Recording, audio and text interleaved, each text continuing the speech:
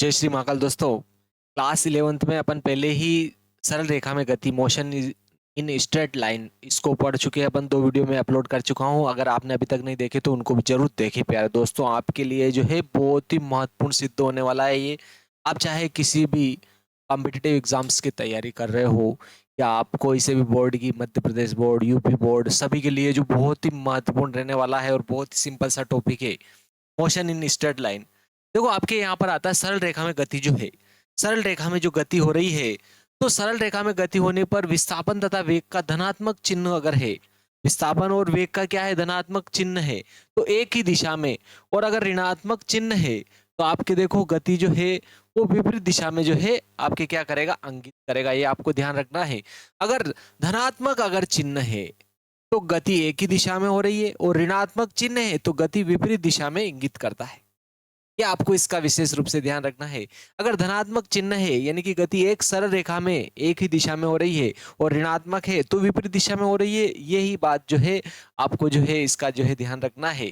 अगर किसी वस्तु की गति एक सरल रेखा के अनुदिश हो रही है और हर बार अगर मान लो उसका जो है आपको धनात्मक चिन्ह प्राप्त हो रहा है, ठीक है, सरल रेखा में गति होने पर विस्थापन आप देख रहे हो या आप वेग देख रहे हो और उनका धनात्मक चिन्ह आ रहा है, इसका अर्थ है कि एक ही रेखा में गति हो रही है, ठीक है। और अगर मान लो ऋणात्मक आया तो वापस विपरीत ओर या मूल बिंदु की ओर आएगी वो वस्तु जो है, इसको बताएगा। इसका विशेष रूप से आपको ध्यान रखना है। देखो तो चिन्ह के बारे में, डायरेक्शन एंड साइन जो है, सरल रेखा में अगर गति हो रही है तो गति करते समय अगर धनात्मक चिन्ह है तो वस्तु की जो दिशा है, वस्तु एक निश्चित दिशा में जाएगी। इसका अर्थ ये कह रहा है कि वस्तु एक निश्चित दिशा में जाएगी। इसका अर्थ क्या है कि अगर वस्तु जो है बाईं ओर जा रही है तो धनात्मक चिन्ह आ रहा है तो ऋणात्मक चिन्ह आएगा तो वो दाईं ओर गति करने लग जाएगी। पुनः केवल ये बात जो है स्पष्ट करेगा आपके चिन्ह जो है, चिन्ह का केवल ये अर्थ होगा आपके, इसका आपको विशेष रूप से ध्यान रखना है। पहले वो जो है अगर बाईं ओर गति कर रही थी और ऋणात्मक चिन्ह आ रहा है, आपको वेग जो है, वेग या विस्थापन ऋणात्मक प्राप्त होने लगा है, इसका एक ही अर्थ है कि वो पुनः जो है विपरीत दिशा में, अर्थात पहले बाईं ओर गति कर रही थी अब दाईं ओर गति करने लग जाएगी। इसका आपको विशेष रूप से ध्यान रखना है, ठीक है। अब त्वरण और मंदन, त्वरण और मंदन क्या होता है उसको अपन देखते हैं। देखो त्वरण एक्सक्लीरेशन और मंदन यानी कि रिटार्डेशन। त्वरण और मंदन क्या होता है, तो देखो त्वरण वेग का समय के साथ परिवर्तन की दर, वेग की समय के साथ परिवर्तन की दर को क्या कहते हैं अपन, त्वरण। वेग की समय के साथ परिवर्तन की दर को अपन त्वरण कहेंगे। तो देखो त्वरण वेग की समय के साथ परिवर्तन की दर है, वो क्या होगा, त्वरण होगा। और अगर देखो लेकिन त्वरण जो है अपन देखें तो आपके त्वरण जो होता है वो क्या होता है, अपन ने बोला वेग में परिवर्तन की दर, यानी कि वेग में परिवर्तन, वेग में परिवर्तन बटे क्या आ रहा है आपके समयांतर, वेग में परिवर्तन बटे समयांतर, यानी कि क्या आएगा आपके अंतिम वेग माइनस प्रारंभिक वेग, अंतिम वेग माइनस प्रारंभिक वेग बटे क्या आ रहा है आपके समयांतर, अंतिम समय माइनस क्या हो जाएगा आपके प्रारंभिक समय, अंतिम समय माइनस क्या हो जाएगा आपके प्रारंभिक समय। इसका आपको विशेष रूप से ध्यान रखना है। अंतिम वेग माइनस प्रारंभिक वेग, वेग बटे अंतिम समय माइनस प्रारंभिक वेग, ये क्या होगा आपके त्वरण। वेग की, वेग के समय के साथ परिवर्तन की दर, वेग की समय के साथ परिवर्तन की दर क्या हो जाएगी आपके त्वरण। तो देखो यहां पर अगर अंतिम वेग क्या है ज्यादा और प्रारंभिक वेग आपके क्या है कम है, अगर प्रारंभिक वेग क्या है आपके कम है, यानी कि कहने का यह अर्थ है कि V2 माइनस V1 कर रहे हैं, अगर V2 बड़ा है और V1 छोटा है तो आपके ध्यान रखना त्वरण जो आएगा वो क्या होगा, धनात्मक, धनात्मक त्वरण होगा। जैसे कि देखो V2 का मान आपके क्या आ गया, 10 आ गया और V1 का मान जो है 6 आ गया और यहाँ पर समय आ गया आपके 4 माइनस 2 आया, ठीक है। 4 सेकंड में यानी कि उसने जो है उसका जो वेग था वो 10 था और 2 सेकंड में उसका वेग क्या था, 6 था। तो 10 माइनस 6 करेंगे, 10 में से 6 घटेंगे 4, इधर 4 में से 2 घटेंगे 2, यानी कि 2 दूनी 4, यानी कि धनात्मक आ गया। देखो वेग क्या आया उसका, सॉरी त्वरण जो आया उसका धनात्मक आ गया। त्वरण क्या होगा यहाँ पर, धनात्मक होगा। लेकिन कहने का यह अर्थ है कि अगर ये उल्टा हो जाए, ये उल्टा हो जाए, यानी कि आपके क्या कह रहा हूं मैं कि अगर v2 माइनस v1 आपके त्वरण जो है, देखो a2 का मान क्या होगा बड़ा और a1 क्या होगा छोटा होगा। इस स्थिति में यहां पर त्वरण को अपन क्या लिखेंगे a, त्वरण को a लिखेंगे, त्वरण को a लिखेंगे, यानी कहने का अर्थ है a2 बड़ा है a1 से, तो उसे क्या कहेंगे अपन त्वरण कहेंगे। यानी कि कहने का अर्थ है आपके a2 बड़ा है, यानी कि प्रारंभिक त्वरण बड़ा है और बाद वाला त्वरण क्या है छोटा है। बाद वाला त्वरण क्या है आपके, देखो ये क्या है अंतिम त्वरण, ये क्या है आपके प्रारंभिक त्वरण। यानी कि प्रारंभिक से अंतिम यानी कि बाद वाला त्वरण अगर बड़ा हो रहा है, इसका मान ये आ रहा है, मान लो ये a1 आया, इधर a2 आएगा, इधर a3 आ रहा है, तो ये अगर त्वरण बढ़ता जा रहा है, यानी कि यहाँ पर 2 मीटर प्रति सेकंड या 3 मीटर प्रति सेकंड वर्ग है, यहाँ पर 4 मीटर प्रति सेकंड वर्ग है, अगर त्वरण जो है यहाँ 2 मीटर प्रति सेकंड वर्ग है, यहाँ 3 मीटर प्रति सेकंड वर्ग है, यहाँ 4 मीटर प्रति सेकंड वर्ग है, कहने का अर्थ है कि a1 से a2 बड़ा है, a2 से a3 बड़ा है, a3 से a4 बड़ा है, तो यहाँ क्या होगा आपके त्वरण होगा। ये क्या होगा फिर आपके त्वरण होगा। लेकिन अगर उल्टा हो जाए, अगर आपको ध्यान रखना है, अगर ये उल्टा हो जाए तो वहां पर क्या हो जाएगा आपके मंदन हो जाएगा। यानी कि a1 से a2 छोटा हो और a2 से a3 अगर छोटा हो और a3 से अगर जो है आपके a3 से a3 जो है बड़ा है a4 से, यानी कि a3 से a4 छोटा हो, a1 से a2 छोटा हो, a2 से a3 छोटा हो, a3 से a4 छोटा हो, तो उस समय में ये आपके क्या हो जाएगा रिटार्डेशन, मंदन हो जाएगा। इसका आपको ध्यान रखना है क्योंकि ऋणात्मक त्वरण होगा आपके, और ऋणात्मक त्वरण को ही क्या कहेंगे अपन मंदन कहेंगे। इसका आपको अच्छे से ध्यान रखना है, ठीक है। जब किसी वस्तु का वेग समय के साथ बढ़ता है, वस्तु का वेग समय के साथ बढ़ता है तो इसे त्वरण कहेंगे।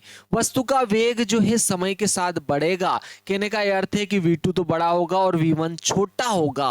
v2 वेग बढ़ रहा है, यानी कि बाद वाला वेग दूसरे नंबर का वेग बड़ा है और प्रारंभिक पहले नंबर का वेग अगर छोटा है, वेग बढ़ रहा है, तो आपके वहां पर क्या हो जाएगा, अगर वेग बढ़ता है समय के साथ, वेग बढ़ता है तो त्वरण कहते हैं उसको, और अगर समय के साथ वेग क्या होगा घटेगा आपके, तो उसे क्या कहेंगे मंदन। इसका आपको विशेष रूप से ध्यान रखना, मंदन हो जाएगा। जब वस्तु का वेग समय के साथ कम होता है, घटता है, तो उसे क्या कहेंगे अपन मंदन कहेंगे। यानी कि आपके इसे अक्सर ऋणात्मक त्वरण भी कहा जाता है, ऋणात्मक त्वरण भी कहा जाता है, और ऋणात्मक त्वरण को अपन क्या कहेंगे मंदन कहेंगे। इसका स्पेशल रूप से आपको ध्यान रखना है। वेग में परिवर्तन, ठीक है, वेग में परिवर्तन है, वेग में बदलाव दो तरीकों से होता है। अब अपन कह रहे हैं कि भाई वेग में परिवर्तन की जो दर होती है उसे त्वरण कह रहे हैं और ऋणात्मक त्वरण को मंदन कह रहे हैं। तो आपके वेग में परिवर्तन दो तरीके से होगा। कौन कौन से दो तरीके हैं? एक तो चाल बदलने से हो जाए साहब, अपन क्या कह रहे हैं कि उसकी क्या हो जाए, चाल बदल जाए। देखो जैसे चाल बदलने से, जैसे गाड़ी का तेज या धीमा होना। अब आपकी गाड़ी चल रही है, अपन कह रहे हैं कि गाड़ी चल रही है, गाड़ी चल रही है, गाड़ी चल रही है, तो अगर वेग जो है उसका क्या हो जाए, बदल जाए, ये अंतिम वेग है, ये क्या है प्रारंभिक वेग है। हो सकता है कि देखो ये बढ़ जाए और ये घट जाए, मतलब अंतिम वेग बड़ा हो प्रारंभिक वेग छोटा हो। ये भी तो हो सकता है कि v2 बड़ा हो v1 छोटा हो। दोनों ही स्थितियों में आपके क्या होगा, चाल बदलेगी, चाल बदलेगी। जब चाल बदलेगी तो चाल बदलने से तेज होना या धीमा होना, गाड़ी तेज हो जाए धीमा हो जाए, ये जरूर है कि अगर धीमी होगी तो वो मंदन होगा, तेज होगी तो वो त्वरण होगा। ये आपको ध्यान रखना है क्योंकि ऋणात्मक त्वरण को अपन ने मंदन कहा है। तो एक तो उसकी क्या हो, चाल बदलने से, गाड़ी की चाल बदल जाए। एक सीधी रेखा में अगर वस्तु गति कर रही है और उसकी चाल अगर बदल रही है, यानी कि तेज हो रही है, धीमी हो रही है, तो उस समय भी उसका जो है त्वरण बदलेगा। ये जरूर है कि ऋणात्मक त्वरण है तो उस समय उसको मंदन कहेंगे। ये आपको विशेष रूप से ध्यान रखना है। एक दिशा बदलते रहने से, ठीक है, दिशा बदलते रहने से, दिशा क्या होता है वो मैं आपको समझाता हूं। जैसे कि क्षैतिज वृत्तीय गति में भले ही चाल समान हो, लेकिन दिशा बदलने के कारण वेग क्या होता है, बदल जाता है, उसका ध्यान रखना है। दिशा बदलने के कारण वेग बदल जाता है। मैं भी आपको स्पेशल आपको ये आपको अच्छे से ध्यान रखना है। एक छोटी सी टिप याद रखिए, देखो ऋणात्मक चिन्ह हमेशा यह नहीं बताता एक वस्तु धीमी हो रही है, यह सिर्फ दिशा भी बता सकता है, दिशा भी बता सकता है। इसका भी आपको ध्यान रखना है, ठीक है। दिशा भी बदलेगी, दिशा भी बता सकता है, यह सिर्फ दिशा भी बता सकता है। मंदन शब्द का इस्तेमाल हम तभी करते हैं जब वस्तु की रफ्तार कम हो रही है, मतलब धीमे हो रही है, यानी कि ब्रेक लगा दिया साहब, आपने ब्रेक लगा दिया, एक्सीलरेटर खींच दिया, मतलब रेस बढ़ा दी, तो वो त्वरण है। आपने ब्रेक लगाया या रेस धीमी कर दी, तो वो क्या, उसका मंदन है, ठीक है। इसका आपको विशेष रूप से ध्यान रखना है। तो ध्यान रखना है, त्वरण का चिन्ह वस्तु की गति की दिशा बताता है, ऐसा नहीं है, बल्कि चिन्ह केवल यह पता चलता है कि वेग समय के साथ बढ़ रहा है अथवा घट रहा है। वेग जो है समय के साथ बढ़ रहा है या घट रहा है, इसकी जानकारी भी आपको लेता है। तो अभी अपन कह रहे हैं, देखो अपन ने कहा है कि आपके जो है दिशा बदलते रहने से क्षैतिज वृत्ति गति में आपके जो है चाल अगर नियत हो लेकिन दिशा बदलने के कारण वेग बदलता है, वेग बदलेगा तो गति में क्या होगा, त्वरण। कैसे, देखो अब मैं ये बात भी आपको जो है अच्छे से बताता हूं, कैसे है आपके जो है, ठीक है, कैसे आपके वेग बदलने से जो है त्वरण आपके जो है बदलता है, ये आपको अच्छे से ध्यान देखते हैं अपन। अगर जो है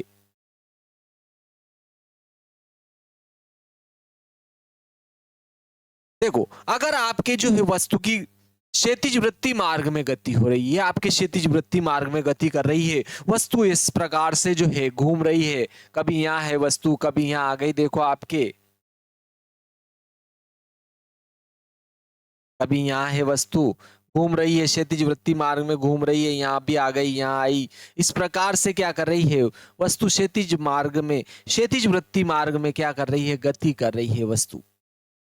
तो इसकी चाल एक समान हो सकती है, लेकिन उसका वेग परिवर्ती होगा, ठीक है। चाल अपन कह सकते हैं, चाल क्या हो, उसकी नियत, ठीक है, नियत उसकी सही है, लेकिन उसका वेग परिवर्ती होगा। वेग क्या हो जाएगा, उसका परिवर्ती होगा। वेग क्या होगा, उसका परिवर्ती। क्यों क्यों क्यों भाई, क्यों क्यों क्योंकि उसकी दिशा चेंज होगी, दिशा बदलने के कारण, दिशा बदलने के कारण उसका वेग परिवर्ती होगा, ठीक है। चाल उसकी नियत होगी, चाल तो उसकी नियत होगी, चाल दोस्तों साफ होगी, ठीक है, लेकिन उसका वेग, वेग में नियत खराब होगी, नियत खराब हो जाएगी उसकी। कैसे, देखो कैसे, देखो यहां पर जब वृत्ति गति कर रही है, क्षैतिज वृत्ति गति कर रही है, क्षैतिज वृत्ताकार मार्ग में अगर वस्तु गति कर रही है, तो यहां पर देखो उसकी जो दिशा होती है, वेग की जो यहाँ पर जो दिशा होगी स्पर्श रेखा के अनुदिश होगी। तो देखो यहाँ पर दिशा ये हो गई इसकी, देखो v1 की दिशा ये है, तो देखो यहाँ अगर वस्तु है तो उसकी दिशा क्या होगी, अपने को यहाँ पर क्या करनी पड़ेगी, एक स्पर्श रेखा खींचनी पड़ेगी। तो स्पर्श रेखा की दिशा क्या आ गई, देखो v2 की दिशा ये आ गई, यहाँ पर दिशा ये थी, यहाँ पर दिशा ये थी, सब चेंज हो गई। तो चाल तो नियत है, चाल नियत है, लेकिन आपकी दिशा बदलने के कारण जो है उसका वेग परिवर्तित हुआ, वेग परिवर्तित हुआ। तो देखो एक तो चाल बदलने के कारण भी होता है, वेग में परिवर्तन चाल बदलने के कारण भी होगा। अपन ने दो बातें देखी, वेग में परिवर्तन दो बातों से होता है, कौन कौन सी, एक तो आपकी क्या हो, चाल बदले, ठीक है, और दूसरा क्या हो, चाल तो नहीं बदले लेकिन दिशा बदले। जैसे कि आपके क्षैतिज वृत्ति मार्ग में गति हो गई, क्षैतिज वृत्ति मार्ग में अगर गति होगी तो देखो दिशा बदलते रहने के कारण उसका वेग परिवर्ती होगा। तो दोनों स्थितियों में आपके क्या होगा, वेग जो है परिवर्ती होगा। इसका आपने को जो है स्पेशल रूप से जो है ध्यान रखना है, ठीक है, आपको इसका विशेष रूप से जो है ध्यान रखना है। तो आपके जो है वेग में परिवर्तन, वेग में बदलाव जो है दो तरीकों से होगा। तो जब किसी वस्तु का वेग समय के साथ बदलता है तो उसमें क्या होगा, त्वरण होगा। इसका आपने को अच्छे से ध्यान रखना है, त्वरण कहेंगे उसको, ठीक है। और ऋणात्मक त्वरण को अपन ने मंदन कहा। और वेग में परिवर्तन दो तरीकों से हुआ, कौन कौन सा, एक तो चाल बदलने से, ठीक है, जैसे गाड़ी का तेज हो जाना, धीमा हो जाना, दूसरा दिशा बदलते रहने के कारण, जैसे आपके क्षैतिज वृत्ति मार्ग में हॉरिजॉन्टल, ठीक है, circular motion, horizontal circular motion, क्षैतिज वृत्ति मार्ग में जब वस्तु की गति होती है तो गति की दिशा बदलती रहती है, चाल उसमें नियत होती है, लेकिन दिशा बदलने के कारण वेग क्या हो जाता है, परिवर्तित हो जाता है। ठीक है, क्यों? क्योंकि देखो चाल आपसे कह रहे हो सर कंफ्यूज कर रहे हो, चाल में केवल आपके परिमाण जुड़ा हुआ है, परिमाण, और वेग में क्या हो रहा है, आपके परिमाण परिमाण परिमाण और दिशा दोनों है। ठीक है, तो देखो यहां पर चाल नियत है, मतलब आपके जो है वेग का परिमाण जो है वो नियत है, लेकिन यहाँ पर क्या हो रहा है, परिमाण यानी कि चाल तो नियत है, लेकिन दिशा बदलने के कारण चाल परिवर्ती है, उसकी चाल परिवर्ती हो रही, दिशा बदलने के कारण हो रही, केवल और केवल दिशा बदलने के कारण हो रही है, अर्थात वेग परिवर्ती हो रहा है उसका। इसका आपने को अच्छे से ध्यान रखना है। तो दो तरीकों से आपके जो है बदलाव होगा, वेग में परिवर्तन दो तरीकों से होगा। ठीक है, यह आपको ध्यान रखना है। तो चलो अब अपन जो है इसमें नेक्स्ट में आ चलते हैं, इसको देखते हैं, आगे आ जाता है। देखो, त्वरण का चिन्ह वस्तु की गति की दिशा बताता है, ऐसा नहीं है। ठीक है, गति की दिशा बता दे, ये नहीं है कि भाई वो कौन सी गति में चल रही है। भाई सीधी रेखा में भी चल सकती है, वृत्ति मार्ग में भी गति कर सकती है, वस्तु जो है वृत्ति मार्ग में भी कर सकती है, सरल रेखा में भी गति कर सकती है। तो गति की दिशा बता दे चिन्ह जो है केवल यह पता चलता है कि वेग समय के साथ बढ़ रहा है अथवा घट रहा है। ठीक है, वृत्ति गति में त्वरण नियत रहता है, ऐसा नहीं है, बल्कि त्वरण की दिशा सदैव वृत्त के केंद्र की ओर होती है। ये आपने को अच्छे से ध्यान रखना है। ठीक है, तो देखो आपके वृत्ति गति में त्वरण नियत रहता है, ऐसा नहीं, त्वरण नियत, आप कह रहे हो कि साहब वृत्ति गति हो रही है तो उसमें त्वरण नियत हो, यह आपके जरूरी नहीं है। ठीक है, क्यों? क्योंकि बल्कि त्वरण की दिशा सदैव वृत्त के केंद्र की ओर तो होती है। आप सोच रहे हो कि सर वृत्ति मार्ग में गति कर रही है, ठीक है, वृत्ति गति कर रही है, वेग परिवर्ती है, चाल उसकी नियत है। जब उसकी चाल क्या है, नियत है, जब वस्तु क्या कर रही है, आपके वृत्ति गति कर रही है, और अगर आप कह रहे हो सर चाल तो नियत है, वेग में परिवर्तन जो हो रहा है वो केवल दिशा बदलने के कारण हो रहा है, केवल दिशा बदलने के कारण हो रहा है, तो उसका त्वरण नियत होगा। उसका त्वरण क्या होगा, नियत होगा। नियत क्यों होगा, आप सोच रहे हो सर क्योंकि इसमें वृत्ति मार्ग में जब गति होती है तो त्वरण की जो दिशा होती है वृत्ति मार्ग के केंद्र की ओर होती है। वृत्ति मार्ग के यहाँ भी वस्तु की जो गति जो है त्वरण की जो दिशा है वृत्ति मार्ग के केंद्र की ओर है। यहाँ भी वस्तु है तो वृत्ति मार्ग के केंद्र की ओर है, यहाँ वस्तु है तो वृत्ति मार्ग के केंद्र की ओर है, यहाँ वस्तु है तो वृत्ति मार्ग के केंद्र की ओर है। त्वरण की दिशा वृत्ति मार्ग के केंद्र की ओर होता है, इसी कारण इस त्वरण को क्या कहते हैं, वृत्ति मार्ग में जो त्वरण होता है अभिकेंद्री त्वरण कहा है इसको। अभिकेंद्री त्वरण आगे अपन देखेंगे इसमें नए चैप्टर में, तो इसको अभिकेंद्री त्वरण कहा गया। आपके अभिकेंद्री त्वरण क्यों, क्योंकि केंद्र की ओर सदैव होता है। तो आप सोच रहे हो सर नहीं नहीं नहीं, त्वरण नियत नहीं है, त्वरण जो है बदल रहा है। क्यों क्यों बदल रहा है, त्वरण का परिमाण नियत है, परिमाण अपन नियत कह सकते हैं, लेकिन दिशा बदल रही है। क्यों साहब, आप कह रहे हो सर वृत्ति मार्ग के केंद्र की ओर है, साहब केंद्र की ओर है, लेकिन देखो यहाँ दिशा इधर है, तो यहाँ दिशा इधर होगी, देखो चेंज हुई ना, देखो यहाँ दिशा इधर है और यहाँ दिशा इधर है, देखो हर एक में दिशा आपके चेंज हो रही है। जब दिशा चेंज होगी तो आपके त्वरण नियत कहाँ हुआ, परिवर्तित हुआ। किस कारण से, दिशा बदलने के कारण हुआ। तो ये इसका भी अपने को ध्यान रखना है। चलो नेक्स्ट इसमें आगे चलते हैं, अपन आगे बढ़ते हैं। ठीक है, तो इसका भी अपने को जो है त्वरण नियत रहता है, ऐसा नहीं होता, बल्कि त्वरण की दिशा सदैव वृत्त के केंद्र की ओर तो होती है, अर्थात वेग की दिशा के लंबत होती। वेग की दिशा की क्या है, लंबत है, वेग की दिशा के लंबत हुई ना, अथवा त्वरण परिवर्ती है। क्यों, वेग की दिशा के लंबत कैसे हुई भाई, वेग की दिशा के लंबत कैसे हुई, देखो वेग तो ऐसे है, इस दिशा में है, और त्वरण की दिशा इधर है। ठीक है, आपके त्वरण जो है इधर हो रहा है, त्वरण की दिशा तो इधर है। ठीक है, त्वरण की दिशा इधर, वेग की दिशा इधर, और ये स्पर्श रेखा है, और ये त्रिज्या भी तो हुई, और त्रिज्या क्या होती है, स्पर्श रेखा पे लंब होती है। तो कहने का यह अर्थ है कि त्वरण की जो दिशा होती है वेग के लंबत होती है, वृत्तीय मार्ग में गति जो होती है, त्वरण और वेग परस्पर लंबवत होते हैं। इसका अपने को अच्छे से ध्यान रखना है, ठीक है, इसका आपको ध्यान रखना है। ये जरूर है कि त्वरण की दिशा सदैव वृत्तीय मार्ग के केंद्र की ओर होती है, वृत्तीय गति कर रही है, इसीलिए वृत्तीय गति में जो त्वरण कहा गया इसको अभिकेंद्री त्वरण भी कहा गया। लेकिन वेग की जो दिशा होती है वो स्पर्श रेखा के अनुदिश होती है। चलो नेक्स्ट आ जाते हैं, अपन आगे देखते हैं। देखें आगे बढ़े अगर अपन इसमें, आगे अगर अपन देखते हैं इसमें, तो सरल रेखा में जब गति हो रही है तो त्वरण का चिन्ह, ठीक है, त्वरण का चिन्ह, भ्रम, भ्रम क्या हो रहा है देखो यहाँ पर आपको, कि लोग अक्सर सोचते हैं कि त्वरण का चिन्ह प्लस या माइनस वस्तु की गति की दिशा बताता है। क्या कह रहा है, त्वरण जो है वस्तु की गति की दिशा बताता है, ठीक है। तो देखो ऐसा भी नहीं है, ये दिशा बताए, कैसे, सच्चाई। त्वरण का चिन्ह केवल यह बताता है कि समय के साथ वस्तु का वेग बढ़ रहा है या घट रहा है, ये भी जानकारी देता है। दिशा भी चेंज करता है, ये भी देता है, और वेग बढ़ रहा है घट रहा है इसकी दिशा, इसकी जानकारी भी देता है। आपको अच्छे से ध्यान रखना है, ठीक है। यदि वेग बढ़ रहा है तो त्वरण क्या होगा, धनात्मक होगा, और अगर वेग घट रहा है तो त्वरण ऋणात्मक होगा, और इसको मंदन कहा अपन ने, इसको त्वरण कहा है अपने, ठीक है। अगर वेग घटेगा, बाद वाला वेग क्या होगा, कम, पहले वाला ज्यादा, तो वो बाद वाला वेग ज्यादा है और पहले वाला वेग कम है, यानी कि धीरे धीरे अपन रेस बढ़ा रहे हैं गाड़ी की, तो वो वेग बढ़ रहा है उसका, तो वो क्या हो जाएगा आपके त्वरण। लेकिन आपने स्पीड कम कर दी या फिर उसमें ब्रेक मार दिया तो धीरे धीरे उसका वेग क्या होगा, कम होगा। उस स्थिति में वो क्या हो जाएगा, आपके मंदन हो जाएगा। वृत्तीय गति में त्वरण देखो अभी अपन ने देख चुके हैं अपन, ठीक है।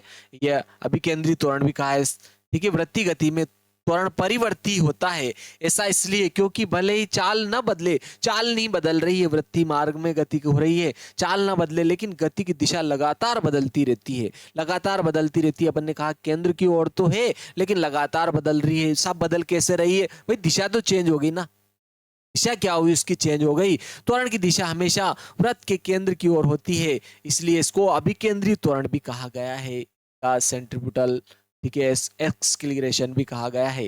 देखो अन्य महत्वपूर्ण बातें भी जो है अपन इसको भी देखते हैं।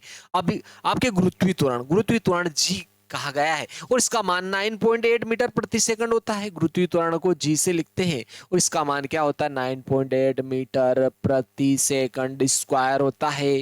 यानी कि कहने का यह अर्थ है कि किसी वस्तु को आपने स्वतंत्रता पूर्वक अगर छोड़ी है तो उसके वेग में हमेशा 9.1 मीटर प्रति सेकंड स्क्वायर की दर से जो है उसका वेग बढ़ते जाएगा। पहले क्या मैंने भाई यहां से छोड़ी तो यहां पर उसका जो वेग त्वरण देखो, इसका जो वेग था वो शून्य था, जहां से छोड़ी उसका प्रारंभिक वेग क्या हो जाएगा, शून्य हो जाएगा। जैसे छोड़ेंगे तो धीरे धीरे उसका वेग बढ़ेगा, सब बढ़ेगा, कितना प्रति सेकंड, कितना बढ़ेगा तो 9.8 प्रति सेकंड, कितना बढ़ेगा 9.8। उसके वेग में जो वृद्धि हो गई, आप उसका जो है अच्छे से ध्यान रखना, उसके जो वेग में वृद्धि होगी वो 9.8 मीटर प्रति सेकंड के वेग से क्या होगी, इसके में वृद्धि होगी। वृद्धि तो वेग में, वेग हर सेकंड जो इतना बढ़ेगा, एक सेकंड में 9.8 मीटर प्रति सेकंड, एक सेकंड में 9.8 बढ़ा, फिर अगले सेकंड में 9.8 बढ़ेगा, फिर अगले सेकंड में 9.8 बढ़ेगा, ठीक है। फिर उसका धीरे धीरे जो एक स्थिति ऐसी आएगी, फिर नियत वेग से गति करने लग जाएगी वस्तु, ठीक है। तो जब वस्तु को स्वतंत्रता पूर्वक छोड़ा जाता है तो उसके वेग में वृद्धि होती है, ठीक है। नीचे छोड़ेंगे तो वेग में वृद्धि होगी, ठीक है। तो उस समय इसका जो त्वरण होगा 9.8 मीटर प्रति सेकंड होगा। वेग ध्यान रखना, वेग तो ये 9.8 मीटर प्रति सेकंड की दर से बढ़ेगा, लेकिन त्वरण जो रहेगा वो 9.8 मीटर प्रति सेकंड स्क्वायर होगा। इसका आपको ध्यान रखना है, ठीक है। जब किसी वस्तु को स्वतंत्रता पूर्वक नीचे की ओर छोड़ा जाता है तो उसके वेग में प्रति सेकंड जो वृद्धि होती है उसे गुरुत्वीय त्वरण कहा है, गुरुत्वीय त्वरण कहा है, ठीक है। और वेग में प्रति सेकंड वृद्धि कितनी होती है, 9.8 मीटर प्रति सेकंड, ठीक है। तो 9.8 मीटर प्रति सेकंड होती है प्रति सेकंड, एक सेकंड में इतनी होगी भाई, एक का भाग लगाओगे तो गुरुत्वीय त्वरण ये आएगा 9.8, क्योंकि वेग आपके त्वरण क्या होता है, त्वरण होता है आपके वेग बटे समय। भाई समय की वेग कितना बढ़ 9.8 है, सेकंड कितना एक, तो यही आएगा, त्वरण भी यही आ जाएगा, 9.8 मीटर प्रति सेकंड स्क्वायर हो जाएगा उसको त्वरण। तो स्वतंत्रता पूर्वक छोड़ी गई वस्तु के वेग में प्रति सेकंड जो वृद्धि होती है उसे गुरुत्वीय त्वरण भी कहा है। लेकिन देखो आप वस्तु को ऊपर फेंको, जैसे जैसे वस्तु ऊपर बढ़ती जाएगी, उसका वेग कम होते जाएगा, उसका वेग क्या हो जाएगा, शून्य होगा, क्षणिक रुकेगी, वो पुनः नीचे गति करने लग जाती है। तो आपकी भाई कमी कितनी होगी, तो वो भी कमी इतनी होगी, 9.8 ही कमी होगी। ये इसका आपने को विशेष रूप से आपको ध्यान रखना है। तो आपके यहाँ पर क्या आ जाएगा, जब कोई वस्तु स्वतंत्र रूप से ऊपर से नीचे गिरती है तो उस पर लगने वाले त्वरण को गुरुत्वीय त्वरण कहते हैं, जिसे जी से दर्शाया जाता है, जी से दर्शाया जाता है। एक समान गति, यदि कोई वस्तु समान वेग से चल रही है, समान वेग से चल रही है, वेग समान है, तो वेग में कोई बदलाव नहीं तो उसका त्वरण क्या होगा, शून्य। अगर वेग एक समान वेग से चल रही है, वेग एक समान वेग से चल रही है, मतलब वेग में क्या है, कोई बदलाव नहीं है, तो उसका त्वरण क्या हो जाएगा, शून्य। त्वरण उसका शून्य हो जाएगा, फिर उसका आपको ध्यान रखना है। ठीक है, जैसे सरल रेखा में अपन जो है सरल रेखा में चल रहे हैं और उसके गति, उसमें वेग में कोई बदलाव नहीं हो रहा है, जो वेग पहले था वही बाद में है। ठीक है, वेग दोनों ही क्या है, सेम है, तो उसका त्वरण, क्योंकि त्वरण क्या होगा, v2 माइनस v1 बटे क्या आता है, देखो t2 minus t1, v2 minus v1 बटे t2 माइनस t1, और अंतिम वेग और प्रारंभिक वेग दोनों क्या है, बराबर है, यानी कि ये भी v है और ये भी v है। v में से v घटाओगे क्या आ जाएगा, 0, समय कुछ भी हो कोई लेना देना नहीं है। ठीक है, v में से v, चलो अंतिम वेग भी v है, प्रारंभिक वेग भी v है, अंतिम वेग माइनस प्रारंभिक वेग करोगे 0 आ जाएगा, मतलब वेग में कोई बदलाव नहीं हो रहा है, तो फिर भी क्या हो जाएगा, आपके त्वरण आपके क्या आ जाएगा, शून्य आ जाएगा, त्वरण का मान आपके शून्य आ जाएगा। इसका आपने को विशेष रूप से ध्यान रखना है।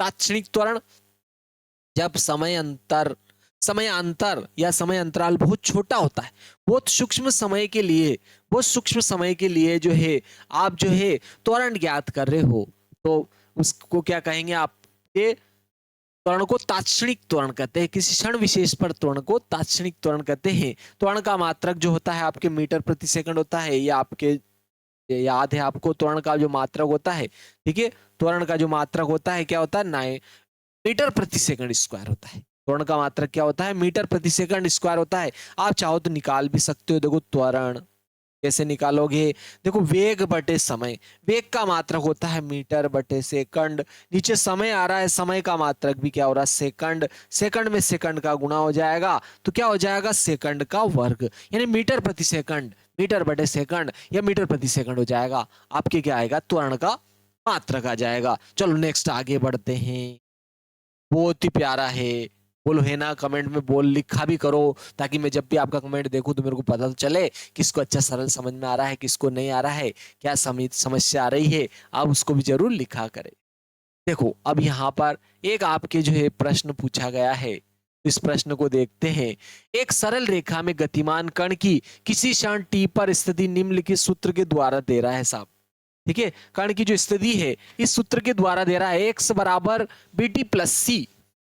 ठीक है, ये जो है आपके कण की स्थिति दे रखी है इसने, देखो ठीक है, सरल रेखा में गतिमान है भाई, एक कण जो है सरल रेखा में गतिमान है, गतिमान कण की क्षण t पर स्थिति का सूत्र निम्न सूत्र के द्वारा दिया गया है। क्या दिया गया, x बराबर, क्या दिया, x बराबर bt प्लस सी के द्वारा दिया गया है। सरल रेखा में गति हो रही है, ठीक है, सरल रेखा में गति हो रही है, ठीक है, तो ये इस सूत्र के द्वारा हो रही है। b का मान भी दिया है, कोई अचर राशि होगी, b का मान 5 मीटर प्रति सेकंड, c का मान -3 मीटर, ठीक है, 3 मीटर है, और b का मान दिया इसने देखो 5 मीटर प्रति सेकंड, ठीक है, 5 मीटर प्रति सेकंड है।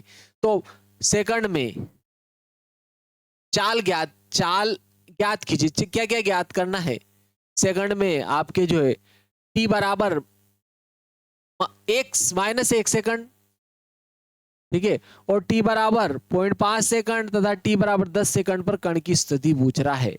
ठीक है, t बराबर ये आपके 0.5 सेकंड है, t बराबर निम्न समयों में, ठीक है, तो t सेकंड में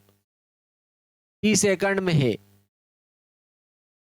t तो क्या है 5 मीटर प्रति सेकंड, c जो है -3 मीटर प्रति सेकंड में तथा t जो है सेकंड में है।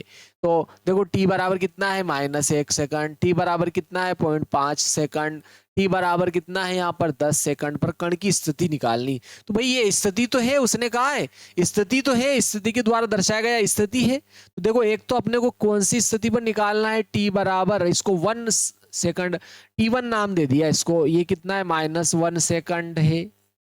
ठीक है, -1 सेकंड पर स्थिति निकालना है। फिर इसको अगले वाले को t2 नाम दे दिया अपन ने, जो क्या है 0.5 सेकंड।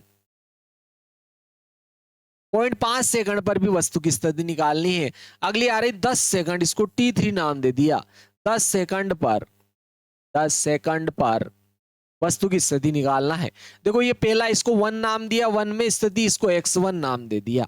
p का मान देखो कितना है ओनली 5 है, ये 5 लिख दिया। t का मान कितना लेना है -1 लेना है, -1 सेकंड प्लस c लेंगे। c का मान कितना दिया इसने -3.0 मीटर दिया इसने। चलो यहाँ पर मान रख देते हैं इसका, तो क्या आएगा यहाँ पर गुणा करेंगे तो प्लस माइनस माइनस हो जाएगा, 5 एकम 5 प्लस माइनस -3 -5 -3 -8, ठीक है मीटर। ये आपकी स्थिति आ गई। ठीक है, प्रथम समय पर इसकी स्थिति आ गई। फिर द्वितीय समय इसने 0.5 दिया था, इस पर इसकी स्थिति को अपन जो x2 लिख देते हैं। p का मान दिया था इसने 5 और देखो समय कितना है 0.5 लिख दिया यहाँ पर, प्लस देखो c का मान भी पहले जैसे ही होगा, पूर्ववर्ती होगा, -3.0 लिखोगे तो भी वो आएगा। देखो 5 का 5 में गुणा करेंगे 25 हो रहा है, एक अंक बाद दशमलव लगा दिया और यहाँ पर -3 लिखा। यानी कि क्या करेंगे 2.5 में से -3 जाएगा तो आपकी क्या आ जाएगा -0.5 आ जाएगा। ठीक है, -0.5 आ जाएगा। कैसे आ जाएगा मीटर, देखो आपको इसमें से इसको घटाना पड़ेगा, इसका ध्यान रखना है। 3.0 में से 2.5 प्लस का माइनस करेंगे तो देखो इधर हासिल लिया अपन ने 10 आ जाएगा, 10 में से 5 गया 5 दशमलव, इधर 5, ठीक है, इधर हासिल लिया था अपन ने 10 में से 5 गया 5 बचा, इधर 2 में से 2 जाएगा 0। लेकिन ये बड़ा किसका था, ऋणात्मक था, यानी कि बड़ा नहीं है, वास्तव में छोटा है ऋणात्मक मान। ठीक है, तो -0.5 हो जाएगा इसका मान, ये आ गया आपके। अगला कह रहा है 10 सेकंड पर कण की स्थिति, 3 स्थितियों में 3 समयों पर कण की स्थिति पूछ रहा था वो अपने को, 3 समयों पर कण की स्थिति पूछ रहा है वो। तो चलो t बराबर 10 सेकंड पर कण की स्थिति देखते देखे, इसको x3 नाम दे दिया अपन ने। t का मान तो वही रखेंगे 5 है।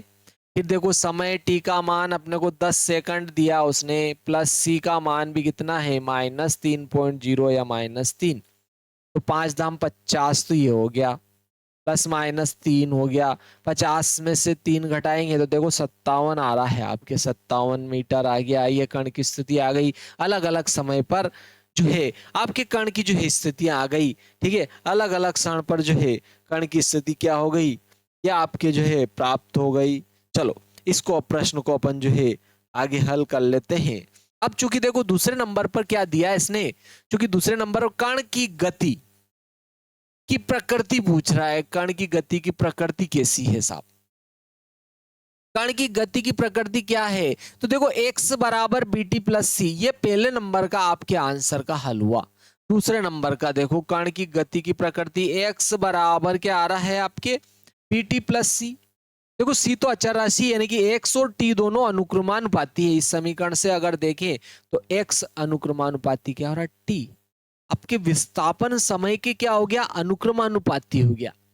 विस्थापन समय के अनुक्रमानुपाती है, मतलब जितना समय बढ़ रहा है विस्थापन भी बढ़ रहा है। ठीक है, और अनुक्रमानुपाती संबंध है तो उसका वेग क्या होगा नियत वेग से वो जो है आगे बढ़ेगी। जैसे जैसे समय बढ़ रहा है, समय बढ़ने के साथ साथ वस्तु की स्थिति भी क्या हो रही है चेंज हो रही है साहब। ठीक है, तो क्या होगा त्वरण आपके नियत होगा। ठीक है, एक समान त्वरित गति करेगी यहाँ पर। ठीक है, यहाँ पर त्वरण जो उसका वेग क्या होगा, कण की गति की प्रकृति कैसी होगी, तो कण की जो गति होगी एक समान गति होगी, कण की गति एक समान होगी, कण की गति एक समान एक समान गति होगी साहब, ठीक है, एक समान होगी, एक समान गति से वो जो है आगे बढ़ेगा। तो सब एक समान गति से आगे बढ़ रहा है, फिर उसने क्या, कण का वेग क्या होगा, भाई वेग एक समान होगा, वेग क्या होगा, स्थिति परिवर्तन की दर। तीसरा देखो, एक समान वेग है तो वेग कितना है, तो देखो वेग क्या हो जाएगा, स्थिति में परिवर्तन की दर बटे क्या आ रहा है आपके समयांतर, ठीक है, स्थिति में परिवर्तन की दर बटे क्या हो जाएगा आपके समयांतर हो जाएगा। अंतिम स्थिति में से अगर अपन प्रारंभिक स्थिति घटा देंगे, अंतिम स्थिति में से अगर कोई सी भी प्रारंभिक स्थिति घटा देंगे तो क्या आ जाएगा आपके, वेग आ जाएगा साहब। चाहो तो इन दोनों को ले लो, इन दोनों में इसको 2 मान लो, इसको 1 मान लो, इसमें से इसको घटाएंगे तो भी आ जाएगा, इसमें से इसको घटाओगे तो भी आ जाएगा, इसमें से इसको घटाएंगे तो x2 माइनस x1 करेंगे, यानी कि x2 का मान तो 57 आ रहा है, माइनस x1 का मान कितना आ रहा है, देखो -0.5 बटे में t2 माइनस t1 करो साहब, 10 में माइनस, देखो ये आपके अंतिम समय 10 सेकंड है, माइनस ये वाला समय कितना है 0.5 है, माइनस माइनस प्लस हो गया तो ये हो गया 57.5 और 10 में से 0.5 जाएगा आपके 9.5 हो रहा है, ठीक है, ये कितना हो गया 9.5। और देखो दोनों में एक एक अंक बाद दशमलव आ रहा है, दोनों में एक एक अंक बाद जब दशमलव है तो अपन इसको क्या कर देंगे, देखो हटा देंगे, ठीक है। तो देखो यहाँ पर दशमलव बराबर अंक बाद है, हटा दिया।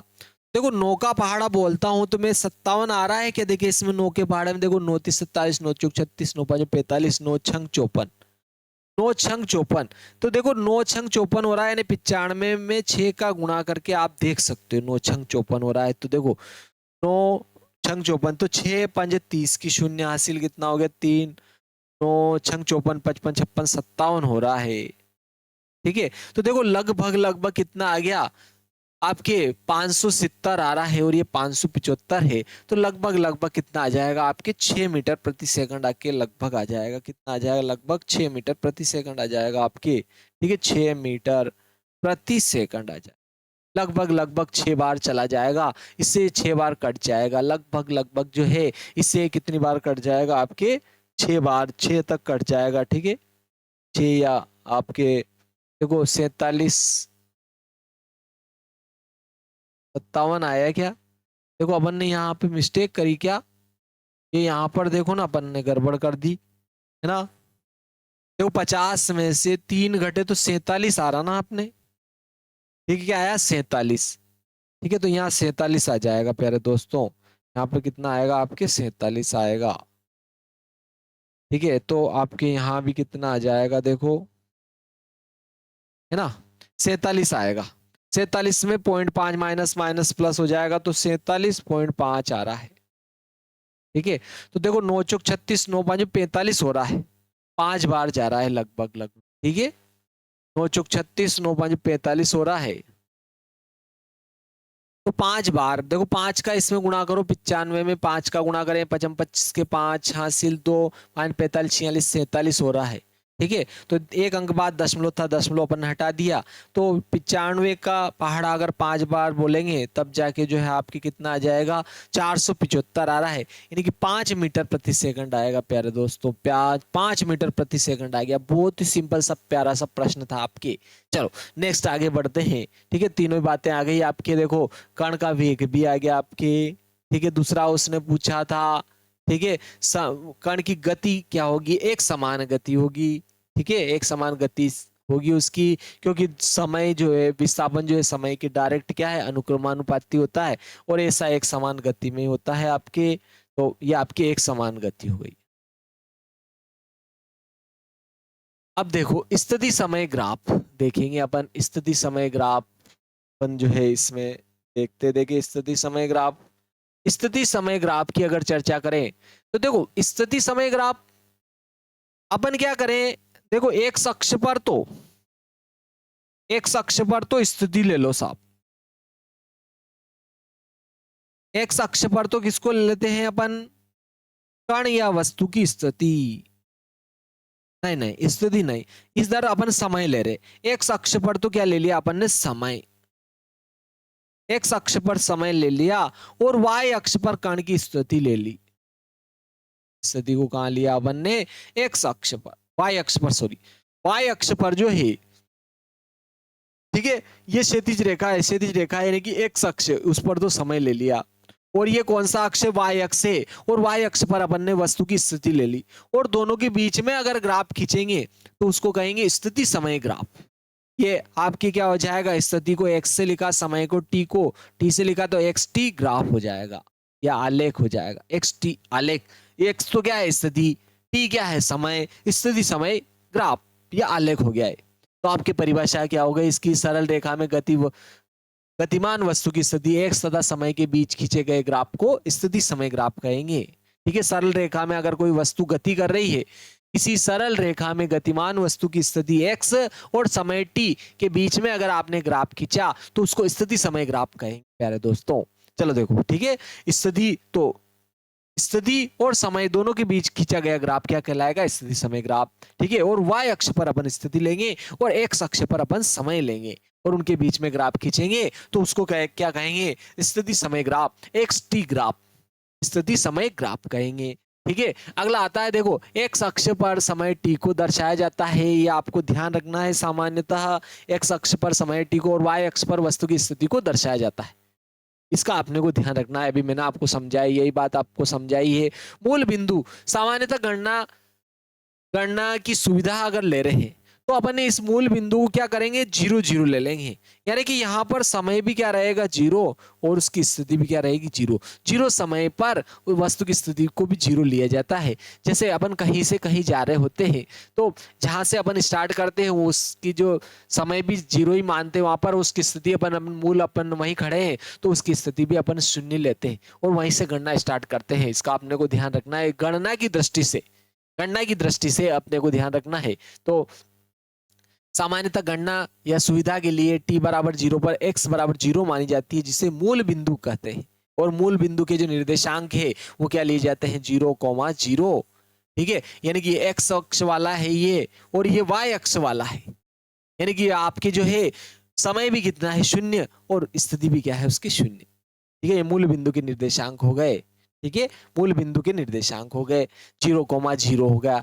एक सरल रेखा में गतिमान वस्तु की गति का अध्ययन स्थिति समय आलेख द्वारा किया जा सकता है।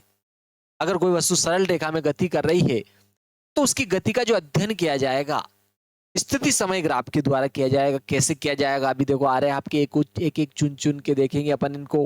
ठीक है, अगर सरल रेखा में गति करेगी तो इसके लिए t को x अक्ष पर लेंगे, अभी कहा है अपन t को x अक्ष पर, तथा स्थिति x को y अक्ष पर लेकर एक ग्राफ खींचा जाए तो इसे स्थिति समय ग्राफ या xt ग्राफ कहेंगे। ग्राफ में विभिन्न क्षणों पर स्थिति के संगत मूल बिंदुओं को एक चिकने वक्र अथवा सरल रेखा द्वारा मिलाया जाता है। प्रायः स्थिति तथा समय के मूल बिंदु संपाती होते हैं। प्रायः यानी कि सामान्यतः ये तो स्थिति और ये समय दोनों के मूल बिंदु क्या होते हैं, संपाती होते हैं। संपाती होते हैं यानी कि एक ही जगह होते हैं।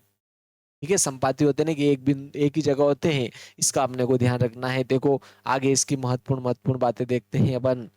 यहाँ से बहुत ही महत्वपूर्ण आ गया, देखो आपके, ठीक है, ये देखो आपके विभिन्न अवस्थाओं में ग्राफ के प्रकार देखते हैं। अलग अलग अवस्थाओं में अगर अपन ने ग्राफ खींचा तो ग्राफ कौन कौन से, देखो विरामावस्था में स्थिति समय ग्राफ, अगर वस्तु विरामावस्था में है और उसका अगर आप स्थिति समय ग्राफ खींच रहे हो तो कैसा आएगा। ये तो देखो आपके क्या हो गया, आपके समय ले लिया x अक्ष पर और y अक्ष पर अपन ने स्थिति ले ली, और इन दोनों की अपन ने क्या किया, समय को तो x अक्ष पर ले लिया और स्थिति को क्या किया अपन ने y अक्ष पर ले लिया। इधर तो अपन ने समय ले लिया और इधर क्या ले लिया अपन ने स्थिति, और दोनों के बीच में ग्राफ खींचा। ठीक है, तो देखो अब अगर अपन देखेंगे तो इस ग्राफ जो है समय अक्ष के समांतर एक सरल रेखा होगी, समय अक्ष के समांतर एक सरल रेखा होगी। ठीक है, अगर स्थिति समय ग्राफ जो होगा समय अक्ष के समांतर एक सरल रेखा होगी। क्यों, क्योंकि देखो यहां पर x बराबर, यहां देखो यहां t का मान, ये मूल बिंदु है 0,0, 0,0 है। अगर अपन यहाँ देखो विभिन्न स्थितियों में समय देखेंगे, यहाँ अलग समय, यहाँ अलग समय, यहाँ अलग समय, यहाँ 0 समय था, यहाँ 1 सेकंड आया, यहाँ 2 सेकंड, यहाँ 3 सेकंड, लेकिन स्थिति देखो ये की यही जो 0 पर थी इसकी स्थिति, वही देखो अगले समय पर भी इसकी स्थिति यही, इस समय पर भी स्थिति वही है, इस समय पर भी स्थिति यही है। तो आपके t बराबर 0 पर, अगर देखो t बराबर 0 पर वस्तु की स्थिति x 0 है, t बराबर 0 पर वस्तु की स्थिति यहां पर क्या है, x 0 ली अपन ने, ठीक है। इधर स्थिति x है, ये अपन ने स्थिति दर्शाने के लिए x लिखा है यहाँ पर, तो आपको अच्छे से ध्यान रखना है।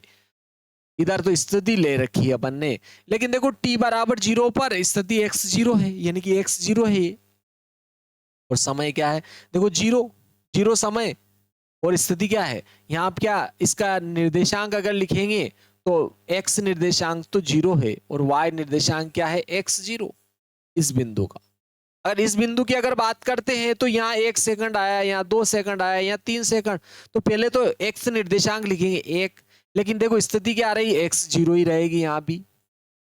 फिर यहाँ देखो समय तो क्या हो गया, 2 सेकंड, फिर अपन क्या लिखेंगे, देखो y निर्देशांक लिखेंगे, y निर्देशांक इसका क्या है, x 0, यानी कि वही आ रही है, वही आ रही है हर बार, स्थिति वही आ रही है, ठीक है। तो यानी कि कहने का अर्थ है कि अगर आपको इसका ध्यान रखना, स्थिति समय ग्राफ जो है, यदि वस्तु की स्थिति समय के साथ नहीं बदलती है, मतलब वो विरामावस्था में है, विरामावस्था में है, वस्तु की स्थिति समय के साथ बदली ही नहीं, वो उसी स्थान पर स्थित है, तो समय तो बढ़ रहा है, लेकिन उसकी स्थिति जो थी मूल बिंदु से वो की वही है। मान लिया जाए मैं इस बोर्ड से, पैनल से जो है यहाँ पर 5 मीटर दूरी पर खड़ा हूं, तो ये 5 मीटर दूरी तो है, समय तो बढ़ रहा है, लेकिन मेरी दूरी चेंज नहीं हो रही है। मूल बिंदु के सापेक्ष अगर वस्तु की स्थिति समय के साथ नहीं बदलती है, यानी कि वस्तु विरामावस्था में कहलाती है, तो विरामावस्था में स्थित वस्तु के लिए, विरामावस्था में स्थित वस्तु के लिए स्थिति समय ग्राफ आपके जो है समय अक्ष के साथ समांतर एक सरल रेखा होती है, समय अक्ष के साथ समांतर एक सरल रेखा होती है। इसका आपने कोई स्पेशल रूप से ध्यान रखना है। क्या, यदि वस्तु की स्थिति समय के साथ नहीं बदलती है तो विरामावस्था में कहलाती है। इस दशा में प्रत्येक क्षण वस्तु की स्थिति नियत रहती है, ठीक है, अर्थात x बराबर x0 नियतांक रहेगा, x बराबर x0 रहेगा, वो नियतांक रहेगा, नहीं कि वो का वही मान आएगा। x बराबर x0 क्या लफड़ा है, x बराबर x0 क्या लफड़ा है, जैसे 5 मीटर है तो हर बार 5 मीटर ही रहेगा, वो नियत होना, यानी कि वो का वही मान होना आपके नियतांक हो जाएगा। ऐसी वस्तु के लिए स्थिति समय ग्राफ समय अक्ष के समांतर, समय अक्ष के समांतर एक सरल रेखा होगी, इसका आपको ध्यान रखना है। जैसे देखो उदाहरण बहुत प्यारा है, प्लेटफॉर्म पर खड़ी गाड़ी, गाड़ी जो है प्लेटफॉर्म पर खड़ी है साहब, ठीक है, प्लेटफॉर्म पर गाड़ी खड़ी है, तो उसके लिए ग्राफ क्या रहेगा, स्थिति समय ग्राफ जो है समय अक्ष के समांतर एक सरल रेखा होगी। यानी कि आपको 4 ऑप्शन दे दिया जाए तो बहुत ही प्यारा प्रश्न बनेगा यहाँ पर।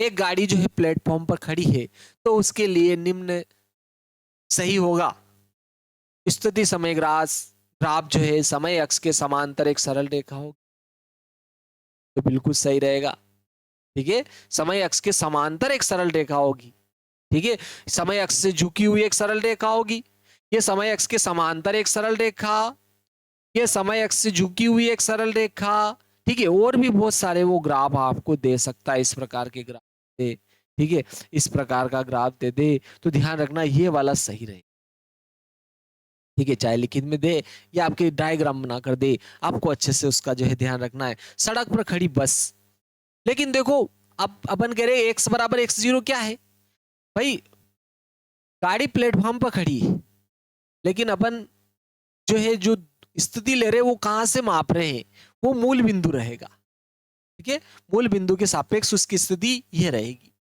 मूल बिंदु के सापेक्ष उसकी स्थिति ये रहेगी, इसका अपने को अच्छे से ध्यान रखना है। चलो समझ में आया कि नहीं आया आप कमेंट में जरूर लिखिए, ठीक है, ताकि पता चले आपको समझ में आ रहा है कि नहीं आ रहा है, कि ना आपको इसका इस विशेष रूप से ध्यान रखना है, आपको समझ में आ रहा है कि नहीं आ रहा है, ठीक है। जैसे कि मैं आपको एक प्रश्न देता हूँ सिंपल सा, आप उसका देकर जैसे मेरे को जवाब देना है, ठीक है, कमेंट में आपको जवाब देना है कि जैसे मैंने कहा राम, देखो एक प्रश्न आता है बहुत सिंपल सा, मैं आपको प्रश्न देता हूँ, आपको उसको जो है कमेंट में जवाब लिख के बताना है। राम राम के घर से प्लेटफॉर्म प्लेटफॉर्म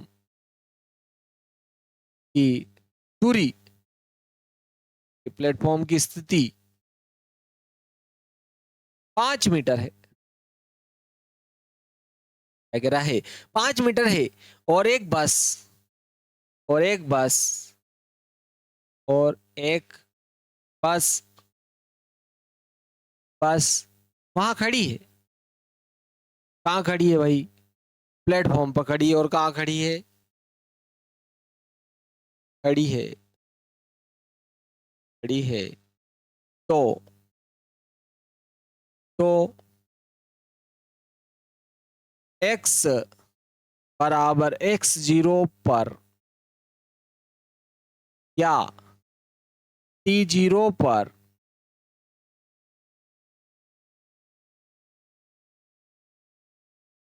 t0 पर वस्तु की स्थिति, वस्तु की स्थिति बताए। वस्तु की स्थिति आपको जो है बतानी है। वस्तु की स्थिति क्या होगी? ठीक है, जरूरी नहीं है कि भाई टी बराबर 0 भी पूछे, 2 सेकंड पर भी पूछ सकता है, 5 सेकंड पर भी पूछ सकता है, 10 सेकंड पर भी पूछ सकता है, t0 पर भी पूछ सकता है। ठीक है, टी बराबर, आपको टी बराबर 0 सेकंड पर भी बताना है, 1 सेकंड पर भी बताना है, आपको 2 सेकंड पर भी बताना है। आपको ध्यान रखना है तीनों में क्या होगी उसकी स्थिति जो है। ठीक है, आपको कमेंट में इसको जो है लिख के बताना है। चलो देखो, टेक्स्ट में मैं आपके जो है, जो सही जवाब देगा उसका नाम भी आपको जो है बताऊंगा, किसने किसने जो है सही जवाब दिया है इसमें। चलो देखो, यहाँ पर देखो, सरल रेखा में गति, आपके अध्याय है ये तो। एक समान गति में स्थिति समय ग्राफ कैसा कैसा होता है? एक समान जब गति हो रही है तो उसके लिए स्थिति समय ग्राफ कैसा होगा? देखो, गति एक समान है। ठीक है, यहां पर आ रहा है आपकी प्रारंभिक स्थिति से दूर जाती वस्तु का स्थिति समय ग्राफ। ये प्रारंभिक स्थिति की ओर आती वस्तु का स्थिति समय ग्राफ कैसे है? ये देखो कैसे है। देखो, अगर अपन देखें यहां पर आप क्या करो, अलग अलग समय ले सकते हो। इस प्रकार से अलग अलग समय ले सकते हो, अलग अलग समय लेके देख सकते हो। तो देखो, ये प्रारंभिक स्थिति से दूर जाती हुई वस्तु का स्थिति समय ग्राफ क्यों है? देखो, यहां पर 1 सेकंड, 2 सेकंड, 3 सेकंड, 4 सेकंड, यहां पर 0 या 2 मीटर या 3, यहाँ 4 मीटर ले लिया, या 6 मीटर ले लिया, या 8 मीटर ले लिया। अलग अलग समयों पर स्थिति अलग अलग होगी। 0 सेकंड पर स्थिति शून्य पर ही थी, शून्य पर शून्य पर ही थी, समय शून्य था, स्थिति शून्य। 1 सेकंड पर उसकी स्थिति 2 पर थी, 2 सेकंड पर वस्तु की स्थिति 4 पर है, 3 सेकंड पर वस्तु की स्थिति 6 पर है, और 4 सेकंड पर वस्तु की स्थिति 8 पर है। 8 पर है। तो स्थिति समय ग्राफ प्रारंभिक स्थिति से दूर जाती वस्तु का स्थिति समय ग्राफ क्यों है? दूर क्यों जा रही है? क्योंकि जैसे जैसे समय बढ़ रहा है स्थिति बदल रही है। ठीक है, प्रारंभिक स्थिति से दूर जा रही है। एक समान गति, गति भी क्या कहा है? एक समान। तो इधर तो अपन ने स्थिति ली, इधर समय लिया, तो दोनों के लिए वेग तो देखो, देखो वेग क्या होता है आपके? स्थिति में परिवर्तन की दर बटे समयांतर x2 माइनस x1। यानी कि देखो, आप यहां लोगे ना, यहां लोगे तो देखो समय तो कितना है? 1 माइनस 0, अंतिम समय में से प्रारंभिक समय घटाया, ये क्या हो जाएगा? देखो 2 माइनस 0। देखो 0 सेकंड पर समय स्थिति भी 0 थी। ठीक है, 0 पर स्थिति 0, और 1 सेकंड पर वस्तु की स्थिति 2 मीटर। 1 सेकंड पर वस्तु की स्थिति 2 मीटर। फिर देखो अगले के लिए, देखो 2 पर, देखो क्या करेंगे? 2 माइनस 1, समयांतर ये ले रहे ना, 2 माइनस 1 कर लिया साहब। तो 2 पर स्थिति 4, देखो 2 वाली स्थिति ये, 1 सेकंड वाली स्थिति, 1 सेकंड वाली स्थिति पुनः 2 है। तो देखो यहां भी 2 में से 0 घटाओगे 2 आ रहा, 1 में से 0 घटाए 1, 4 में से 2 घटाया 2, 2 में से 1 घटाए 1, तो हर बार वही आ रहा। देखो 2/1, 2/1, 2/1 आएगा। तो एक समान गति है, क्योंकि वेग एक समान दर से बढ़ रहा है। वेग एक समान दर से बढ़ रहा है। यहाँ भी 2 मीटर प्रति सेकंड था, यहाँ भी 2 मीटर प्रति सेकंड है, आगे भी 2 मीटर प्रति सेकंड है। तो एक समान गति है। एक समान गति में आपकी स्थिति समय ग्राफ है। और ये देखो आपके क्या आ रहा है, प्रारंभिक स्थिति की ओर आती हुई वस्तु का स्थिति समय ग्राफ है। क्यों? क्योंकि जैसे जैसे देखो आपके इसमें अगर देखते हैं अपन, तो देखो यहां पर समय अलग है, मान लो 1 सेकंड है, तो स्थिति देखो यहां पर इसकी कुछ थी, यहां पर देखो समय बड़ा 2 सेकंड हो गया, लेकिन देखो यहां पर स्थिति ये थी, यहां पर स्थिति कम हो गई, फिर यहां आओगे ना आप देखो स्थिति और कम आ रही है, ये स्थिति कम आ रही है अर्थात मूल बिंदु की ओर आ रही है। मूल बिंदु की ओर आती हुई वस्तु का स्थिति समय ग्राफ है ये। मूल बिंदु की ओर आती हुई वस्तु का स्थिति समय ग्राफ जो है ये आ जाएगा। ठीक है, ये क्या है, एक समान गति के लिए स्थिति समय ग्राफ। वो इससे पहले क्या था आपके विराम अवस्था में स्थित वस्तु के लिए स्थिति समय ग्राफ था। ठीक है, इसका आपने को अच्छे से ध्यान रखना है। तो यदि वस्तु की स्थिति में परिवर्तन समान समयांतर में समान होता है, समान समयांतर में क्या होता है, समान होता है, अर्थात वस्तु का वेग नियत, तो त्वरण शून्य होगा, लेकिन इसमें त्वरण शून्य होगा, त्वरण शून्य, तो वस्तु की गति एक समान कहलाती है, यूनिफॉर्म मोशन कहलाएगी, एक समान कही जाती है। तथा यदि ऐसी वस्तु की गति का स्थिति समय ग्राफ समय से झुकी हुई एक सरल रेखा होती है, ये ध्यान रखना है, ऐसी वस्तु के लिए स्थिति समय ग्राफ खींचोगे तो समय अक्ष से झुकी हुई क्या होगी, आपकी एक सरल रेखा होगी। यदि सरल रेखा समय अक्ष से न्यून कोण बनाती है, देखो न्यून कोण बनाती है, ये आपके क्या है, न्यून कोण 90 डिग्री छोटा है, न्यून कोण बनाती है। ठीक है, तो समय के साथ विस्थापन बढ़ता है, जैसे जैसे समय बढ़ेगा विस्थापन बढ़ेगा, विस्थापन बढ़ता है अर्थात वस्तु अपनी प्रारंभिक स्थिति से दूर जाती है, वस्तु अपनी प्रारंभिक स्थिति से दूर जाएगी। देखो यहाँ समय अलग, स्थिति बड़ी, समय बड़ा, स्थिति बड़ी, समय बड़ा, स्थिति बड़ी, समय बड़ा, स्थिति बड़ी, सब मूल बिंदु से दूर जाएगी, वस्तु मूल बिंदु से दूर जाएगी। लेकिन देखो यहाँ पर, और यदि सरल रेखा समय अक्ष से अधिक कोण बनाती है, साहब ये अधिक कोणी तो है, अधिक कोण बनाती है, तो समय के साथ विस्थापन घटता है। समय के साथ क्या होगा, विस्थापन घटेगा, आपके ध्यान रखना है। अधिक कोण बनाया ना इसने, देखो अधिक कोणी तो है ये, देखो ये आपके अधिक कोणी तो है, अधिक कोण बनाया, अधिक कोण है, अगर अधिक कोण बनाती है तो आपके ध्यान रखना है विस्थापन, यहाँ देखो अक्ष के अधिक कोण बनाती है तो समय के साथ विस्थापन घटता है। जैसे जैसे समय बढ़ेगा, देखो यहाँ समय विस्थापन, ये यहाँ पर समय बढ़ा, ये विस्थापन ये घटा, देखो फिर ये समय और बढ़ा, विस्थापन क्या होगा, घटता जाएगा, यानी कि मूल बिंदु की ओर आएगी। समय बढ़ने पर इसका विस्थापन घटता है, अर्थात वस्तु अपनी प्रारंभिक स्थिति की ओर वापस आ रही होती है। यहाँ पर देखो स्थिति समय ग्राफ में समय t बराबर 0 से t1 तक, देखो अब इसमें नेक्स्ट भाग लेते हैं अपन, इसमें आपके सारे जो है कंफ्यूजन दूर हो जाएंगे। ये बहुत ही प्यारा और सिंपल सा है। देखो यहाँ पर देखो स्थिति में, स्थिति समय ग्राफ में समय t बराबर 0, देखो यहाँ पर ये लिया अपन ने, समय लिया और इधर स्थिति ली, यहाँ पर देखो समय क्या है, 0 है। अब अगर अपन मान लेते हैं यहाँ पर समय क्या ले लिया अपन ने, 0,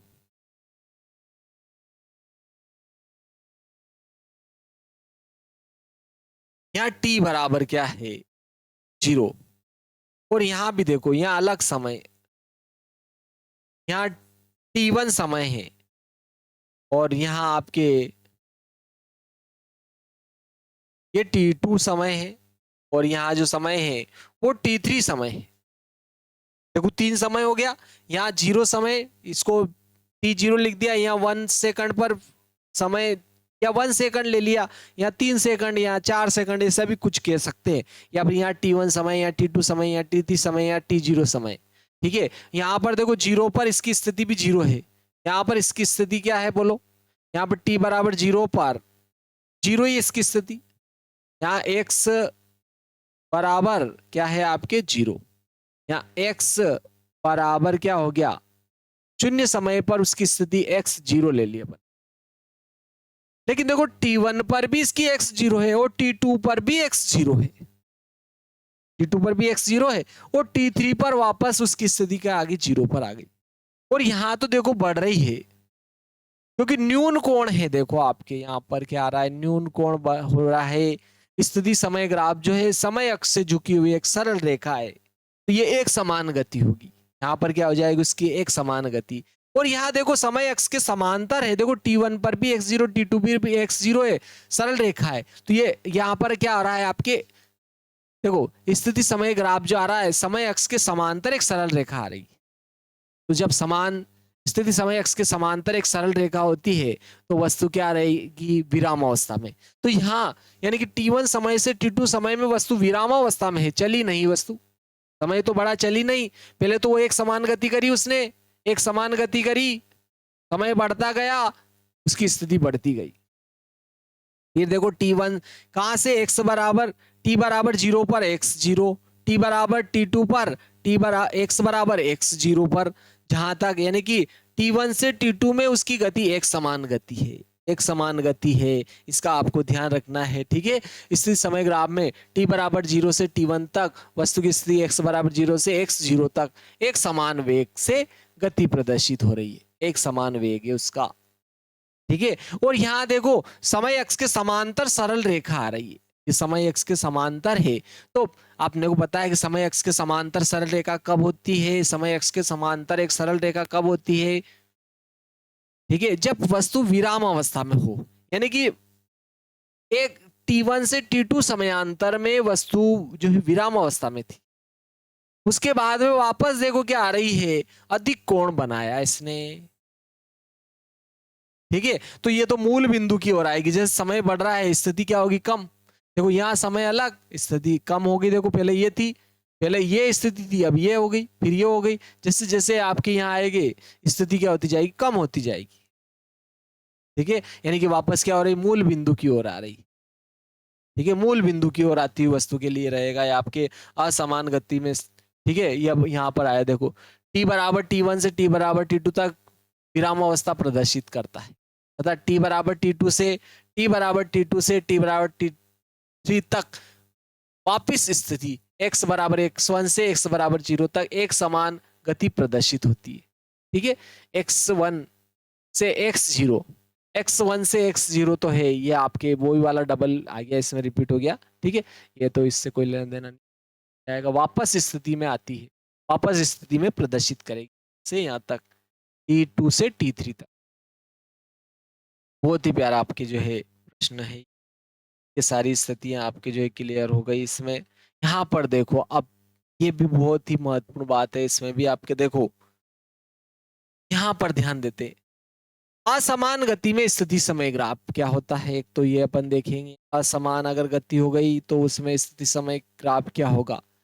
ठीक है, असमान स्थिति समय ग्राफ में, ठीक है, असमान गति में स्थिति समय ग्राफ क्या होगा, असमान गति हो रही है तो स्थिति समय ग्राफ क्या होगा, अर्थात वस्तु की गति में त्वरण तथा मंदन है, तो त्वरण है या मंदन है, दोनों में या एक समान गति है तो।